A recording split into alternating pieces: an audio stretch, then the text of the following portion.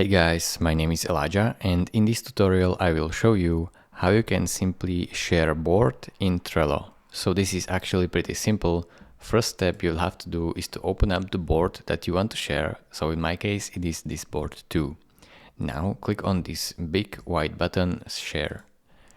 Now here you have to type the email address of the people that you want to share it with. So just type it, and this will invite them to your board. Now select if you want them to be a member or observer.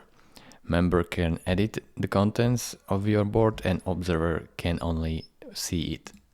So choose which fits you best and then simply click share.